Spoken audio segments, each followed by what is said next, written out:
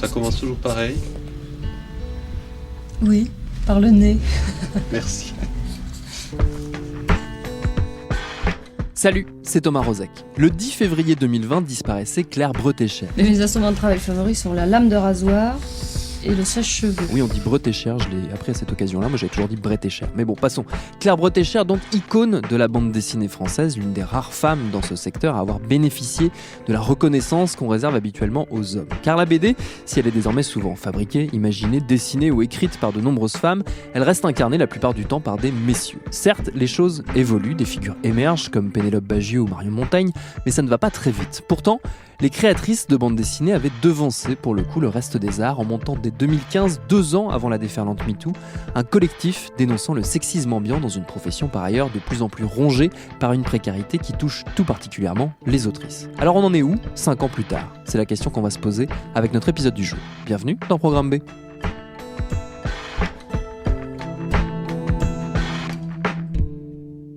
Notre invitée pour en parler, c'est Christelle Pécou, autrice de bande dessinée, membre actif du collectif des créatrices de bande dessinée contre le sexisme et vice-présidente du SNAC BD, le syndicat des auteurs et autrices de bande dessinée. J'ai commencé par lui demander de me raconter l'histoire de la création de ce collectif en 2015. Alors ça s'est créé parce qu'il y a eu une exaspération sur des expositions qui pouvaient être qualifiées de la bande dessinée des femmes, féminines entre guillemets, plein de clichés que ça pouvait comporter. Donc il y avait une exposition qui était prévue à Bruxelles. Et donc là, il y a une espèce de mouvement qui s'est créé entre différentes autrices de bande dessinée. Et après, ça s'est emballé un petit peu vite. Et puis en septembre 2015, on a créé le collectif. Avec quel objectif concret en tête à ce moment-là? Alors déjà, la chose qui peut paraître surprenante, c'est qu'il fallait qu'on fasse connaissance entre nous. Ouais. Parce qu'en fait, c'était un milieu qui est toujours très masculinisé. Et en fait, on ne se connaissait pas. On connaissait 2-3 copines, mais en fait, on ne savait pas qu'on était très nombreuses, beaucoup plus qu'on ne le pensait. Et finalement, c'était l'occasion de se découvrir, d'échanger entre nous. Et en échangeant, du coup, on s'est rendu compte qu'il y avait plein de choses qui revenaient régulièrement. Et ça nous a permis, en fait, de faire ce collectif pour créer une dynamique entre nous et un réseau d'entraide. Parmi les choses qui revenaient, il y avait quoi, par exemple ? Des comportements déplacés, des agressions qu'on pouvait qualifier d'agressions sexuelles, mais aussi verbales, évidemment. Des comportements de domination aussi de la part de certains auteurs ou certains éditeurs. Évidemment, au milieu, il y avait cette complication de la relation de puissance entre un auteur ou une autrice et un éditeur. Ça, c'est quelque chose qui revenait quand même aussi assez souvent. Mais le fait qu'on soit autrice augmentait, en fait, cette relation de déséquilibre relationnel entre l'éditeur et nous, quoi. Comment ça a été accueilli par le milieu de la bande dessinée, la création de ce collectif ? Alors en fait, on a été mis en lumière surtout par la polémique qu'il y a eu pour l'édition 2016 du Festival d'Angoulême, où donc il y avait 30 auteurs qui étaient nommés pour le Grand Prix. Donc c'est un Grand Prix qui honore la carrière d'un auteur ou d'une autrice. Et en fait, dans ces 30 noms, il n'y avait aucun nom d'autrice. Donc ça nous a énormément choqués. Et on est monté un petit peu au créneau à ce moment-là. Et c'est Riyad Satouf, un de ces auteurs nommés, qui est monté aussi au créneau. Et c'est là, en fait, que les médias se sont emparés de l'affaire. Probablement aussi parce qu'ils sont souvent à la recherche de quelque chose à raconter pour le Festival d'Angoulême. Tout ça, ça s'est fait 1 an, 2 ans avant la grande prise de conscience du problème systémique des violences sexistes et sexuelles qui a fait démarrer vraiment le mouvement MeToo qui était donc en 2017. Comment ça se conjugue avec votre propre action, ce changement d'époque qu'on a pu percevoir ?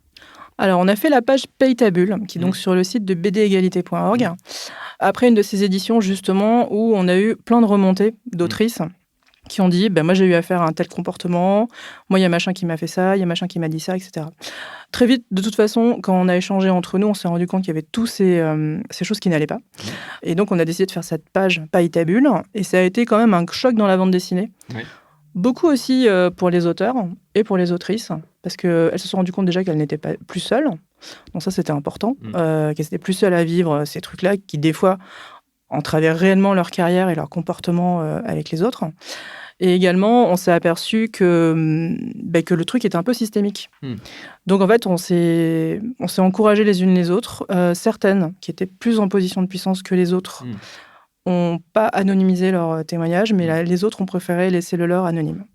L'une des constatations qui revient souvent après les grandes vagues de prise de conscience, les grandes tribunes de dénonciation de comportements qui ne sont plus jugés tolérables alors qu'ils étaient acceptés jusque-là, c'est que certes ces dénonciations interviennent, il y a du bruit médiatique autour, mais que derrière concrètement les choses parfois ont du mal à changer. Ça en est où dans la BD aujourd'hui ? Alors c'est très difficile. Je pense que la plupart de ces comportements ont pu changer. D'abord, il y a une prise de conscience de la part des auteurs, nos confrères, déjà, qui était importante, où on a commencé à leur dire, voilà, quand vous entendez telle phrase, il faut dire à la personne qui l'a dit que c'est pas normal de dire ça. Donc, je pense que chez les plus jeunes, c'est déjà beaucoup mieux, évidemment. Chez les plus anciens, parce qu'il y a quand même une génération de la bande dessinée dont la meilleure époque, c'était 80-90. Pour eux, c'est un peu plus dur, parce que c'est l'ancienne génération, alors se remettre en question, c'est très difficile. Mais quand même, je pense qu'il y a une évolution par rapport à ça. Ceci dit, on est très loin d'en avoir fini avec tout ça, puisque là, par exemple, la dernière édition du Festival d'Angoulême, on a quand même eu des cas d'autrices, une autrice qui s'est fait mettre la main aux fesses par un autre, on ne sait pas qui, parce qu'elle n'a pas vu qui c'était, et des propos déplacés aussi. Voilà. Donc ce n'est pas fini. Et sur la question des rapports de domination entre éditeurs et auteurs ou autrices, est-ce que là les choses ont avancé ? Parce que ce collectif, il s'inscrivait aussi dans le mouvement d'union des auteurs, autour notamment du Snack BD, donc qui est le syndicat dont toi tu es vice-présidente maintenant. Il y a eu à une époque l'esquisse d'une unification des auteurs pour faire entendre leurs droits. Est-ce que ça a fait bouger aussi les choses ? Ça, c'est difficile à dire. Là, par exemple, cette année, l'édition 2020, elle a été marquée par une mobilisation sans précédent des auteurs. Il y a eu ce débrayage qu'on a fait le vendredi. Il y a eu la tribune qu'on a fait dans Libé, qui a été signée par 1400 auteurs. Je ne sais pas si vous vous rendez compte, c'est énorme pour nous. Le jeudi matin. Et le samedi, il y a eu cette cérémonie des Fauves, où Gwen de Bonneval et Fabien Wellman sont intervenus et ont fait monter d'autres auteurs et autrices sur scène pour une action qui a été pas mal remarquée dans les médias aussi. Mais toutes ces actions, les autrices y ont pris part autant que les auteurs, et ça, c'était très important. Donc, elles n'étaient pas absentes de ces actions-là. Et en l'occurrence, il y a un nouveau mouvement qui existe donc depuis, et les autrices en font vraiment partie. Donc là, j'ai l'impression qu'il y a un changement. Après, tu me posais la question pour si le mouvement avait changé les choses pour nous aussi. Je pense qu'elles sont plus prises en compte dans ce mouvement. D'ailleurs, les autrices du collectif contre le sexisme sont vraiment actives dans ce mouvement. Et je pense qu'on ne peut pas faire sans elles à l'heure actuelle. Et elles font entendre leur voix, effectivement, sur... je ne sais pas, on essaie de monter plusieurs choses en ce moment, et à chaque fois, les autrices interviennent sur plusieurs sujets, et elles sont écoutées. Donc pour moi, là, il y a un changement, effectivement. Ouais.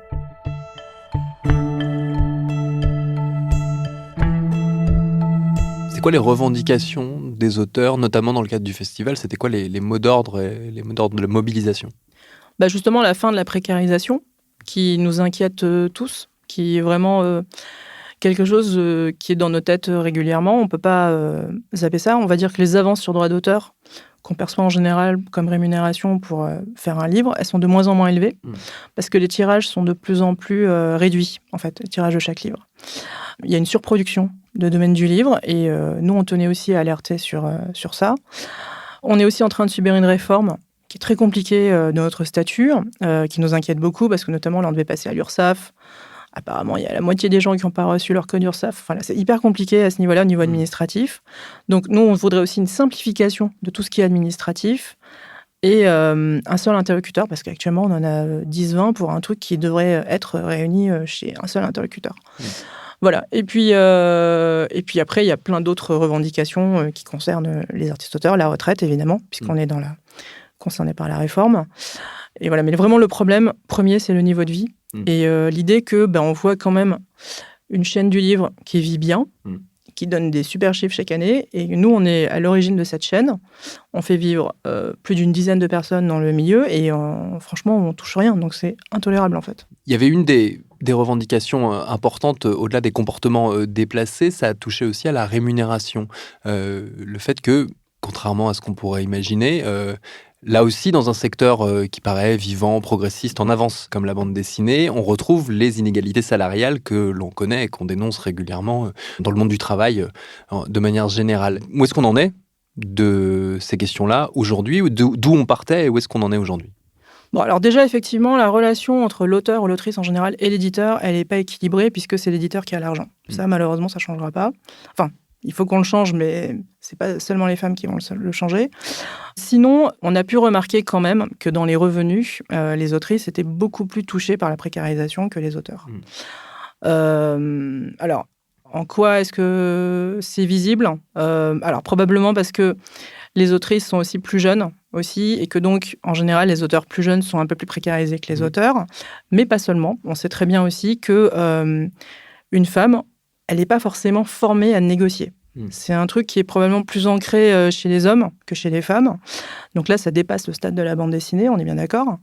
Et c'est plus quelque chose que nous aussi, on doit déconstruire et qu'on doit changer. C'est quelque chose auquel le collectif peut participer parce que ça nous permet d'échanger et de nous encourager aussi les unes les autres sur ces points. On a du mal à mesurer l'état de la précarisation du secteur de la bande dessinée. Quand on parle de ça, on parle de quoi concrètement ? On parle de 36% en dessous du seuil de pauvreté. On parle, je crois, de 50% pour les autrices en dessous du seuil de pauvreté. On parle du fait qu'il y a plein de mères célibataires qui n'arrivent pas à joindre les deux bouts, qui sont précarisées en plus du fait d'être mères célibataires, etc. quoi. Notamment, elles ne sont pas invitées en festival parce qu'elles ont un enfant, donc du coup, c'est compliqué. Et du coup, elles préfèrent renoncer au festival de bande dessinée ou à des interventions parce qu'elles ont la garde de leur enfant, quoi. Alors que chez les auteurs, en général, ça ne va pas se retrouver. Est-ce qu'on a une idée de la proportion de femmes autrices dans le monde de la bande dessinée ? Normalement, il y a 3-4 ans, on disait qu'on était 30%. Là, à l'heure actuelle, je pense qu'on est un peu plus. On n'est pas encore à la moitié, mais je pense qu'on doit être entre 30 et 50%, mais probablement plus autour de 30-40. Ouais. L'une des difficultés pour faire porter ce discours de manière générale, c'est aussi, on le notait, on l'a beaucoup entendu ces derniers temps avec la disparition de Claire Bretécher, l'absence ou le manque de figures importantes ou de figures très mises en avant d'autrices de bande dessinée. Alors là où il y a beaucoup d'auteurs extrêmement célèbres, connus bien au-delà des simples passionnés de bande dessinée, connus tout simplement du grand public. Qu'est-ce qui fait, d'après toi, qu'on manque à ce point-là de figures, de modèles ? Alors, il y en avait, mais elles se comptaient vraiment sur les doigts de la main. Effectivement, Claire Bretécher, Bretécher, je sais pas Bretécher, voilà. On a une discussion là-dessus. Donc, il y avait effectivement Claire Bretécher, Florence Estac, Chantal Montelier, Annie Gottsinger, qui est malheureusement décédée aussi récemment. Il y avait quelques autrices quand même, entre 5 et 10. Jeanne Puchol aussi. Rares, trop rares évidemment, mais qui étaient quand même des modèles auxquels nous, on s'est accrochés. Et notamment, Claire, c'était vraiment quelqu'un qui était un véritable modèle. Là, je pense à toute une génération d'autrices qui sont dans le style de la parodie, de l'humour, de la satire, etc., et de l'ironie. Et ça, c'est vraiment une figure qui va leur manquer, quoi, qui les a marqués. Effectivement, la bande dessinée, c'était surtout un milieu d'hommes, et les modèles d'autrices nous ont énormément manqué. Après, on est aussi venu à la bande dessinée parce qu'on était lectrice. Et je pense que c'est aussi ça qui compte. Et ça s'est vraiment démocratisé au début des années 2000, quand la génération des blogs de bande dessinée est arrivée, dont a émergé une grande part des autrices d'aujourd'hui qui sont connues, dont Pénélope Bagieux, Lisa Mandel, Marion Montaigne, etc. Donc c'est elles maintenant qui sont des rôles modèles, et je pense que c'est très important de le signaler aussi. Est-ce qu'une des problématiques à résoudre, c'est aussi le manque de femmes dans le secteur de l'édition ? Est-ce qu'on a là une idée de la représentativité potentielle des femmes à des postes de décision qui pourraient là aussi faire évoluer les choses ? Alors ça, c'est difficile de répondre à cette question, puisque à l'heure actuelle, on a effectivement une nouvelle génération de femmes qui arrivent à la tête de grandes maisons d'édition. Donc par exemple, chez Glénat, on a les 2 filles de Jacques Glénat qui arrivent.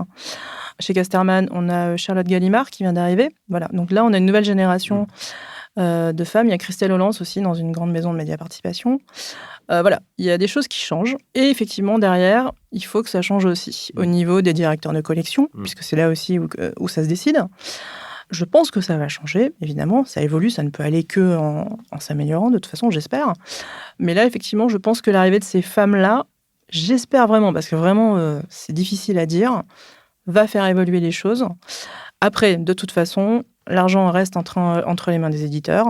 Donc, on peut aussi voir ça avec une certaine circonspection, quoi. Mais ça, cet état de fait, comment le faire évoluer ? Le fait que l'argent reste entre les mains des éditeurs. Est-ce qu'il y a des idées qui sont sur la table ? Là, à l'heure actuelle, on attend les décisions ministérielles, d'après le rapport Racine qui a été rendu juste avant le Festival d'Angoulême. Voilà, on attend ça avec une certaine curiosité. On ne sait pas du tout ce qui va être annoncé ou décidé. On a fait des recommandations qui sont dans ce rapport. Certaines sont bien, certaines sont moins bien. Ça concerne tous les artistes-auteurs et pas seulement les auteurs et les autrices de bande dessinée. Donc ça, c'est hyper important de le dire aussi. Reste à savoir si, effectivement, ça améliorera le sort des auteurs. En tout cas, la précarité des autrices a été signalée dans ce rapport. Et ça, c'est important. Est-ce qu'on peut préciser un peu ce que c'est ce rapport, le rapport Racine ? Le rapport Racine, c'est un rapport qui a été commandé à Bruno Racine par le ministre Franck Riester pour lui donner un peu un état des lieux de la situation des artistes-auteurs en général. Donc Bruno Racine a rencontré toutes les catégories, enfin j'espère qu'il a rencontré toutes les catégories parce qu'on a l'impression qu'il y en a quelques-unes qui manquent dans le rapport, des artistes-auteurs, donc ça peut être aussi bien des plasticiens que des auteurs de romans, du livre, etc., que des traducteurs ou des scénaristes, voilà. Donc c'est un panel très très large, tous les gens qui sont dans la catégorie artiste-auteur. Et d'après ce rapport, Riester doit faire des déclarations, donc on attend ça avec beaucoup d'impatience. L'une des difficultés de ce secteur, typiquement pour se fédérer, c'est quelque chose qu'on a pointé du doigt dans la conversation, c'est l'isolement des auteurs et des autrices qui par essence sont des indépendants qui travaillent seuls ou à deux éventuellement, mais beaucoup seuls. Est-ce que de ce point de vue-là, au moins, la création des collectifs, de syndicats auxquels on a assisté ces dernières années a fait bouger les choses ? Est-ce qu'il y a plus d'union, plus d'unité dans le secteur ?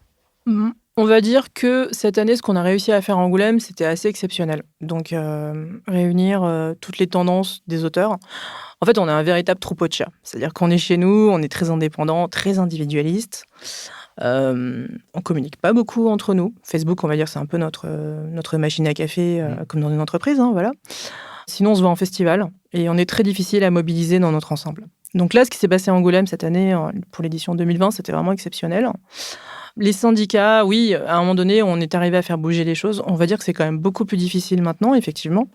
D'ailleurs, il y a une nouvelle organe qui s'est créée qui s'appelle la Ligue des auteurs professionnels, mais qui, elle, est plus sur un truc généraliste et pas seulement la bande dessinée. Et sinon, oui, effectivement, il y a mon syndicat, le syndicat national des auteurs-compositeurs, avec le groupement bande dessinée. Mais on a du mal à être efficace parce que d'abord, on est de moins en moins nombreux dans ces organismes, parce que ces organisations professionnelles, parce que justement, comme on est précarisé, on a de moins en moins de temps bénévole à consacrer à ça. Donc là, à l'heure actuelle, pour nous, c'est très compliqué. Je ne le cache pas. Ouais. Et sur ce dossier pressant de la précarisation des auteurs et autrices en général, au-delà du secteur de la BD, je vous renvoie à l'épisode que nous avions consacré au sujet en juillet 2019. On l'avait baptisé « Les artistes crèvent la dalle ». Merci à Christelle Pécou pour ses réponses. Programme B, c'est un podcast de Binge Audio préparé par Lauren Bess, réalisé par Solène Moulin. Abonnez-vous sur votre appli de podcast préféré pour ne manquer aucun de nos épisodes, Facebook et Twitter pour nous parler. Et à demain pour un nouvel épisode.